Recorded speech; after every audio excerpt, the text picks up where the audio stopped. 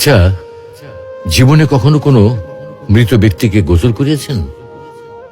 যদি কখনো সুযোগ হয় তাহলে সেই মৃত ব্যক্তিকে গোসল করাবেন।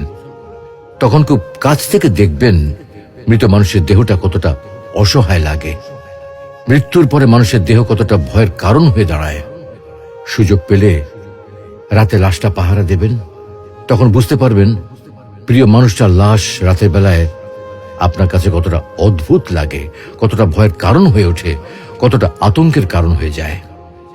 সুযোগ পেলে মৃত ব্যক্তির শরীরে একটু হাত লাগিয়ে কিছুক্ষণ তার স্পর্শ নেবেন।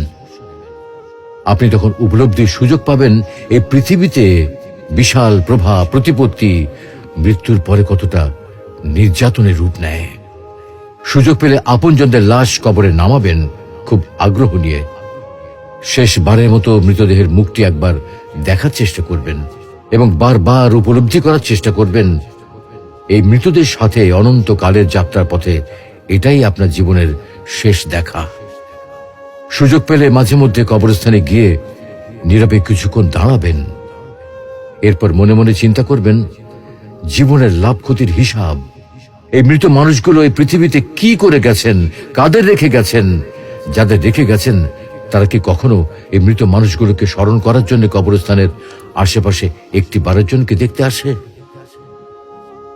আমাদের জীবনটা বড় অদ্ভুত, বৈচিত্র্যময়। আমরা এর জন্যে, ওর জন্যে, ধন সম্পদের জন্যে, ঐশ্বর্যের জন্যে, বাড়ি গাড়ি টাকা পয়সার জন্যে কত না মায়া দেখাই, আগ্রহ দেখাই, আরো চাই আমাদের। অথচ এই জীবনে আমরা মৃত্যুর কথা না ভেবে, পরকালের জবাবদিহির কথা না ভেবে কিভাবে আরো সম্পদ অর্জন করতে পারি সেই চিন্তায় বিভোর থাকি।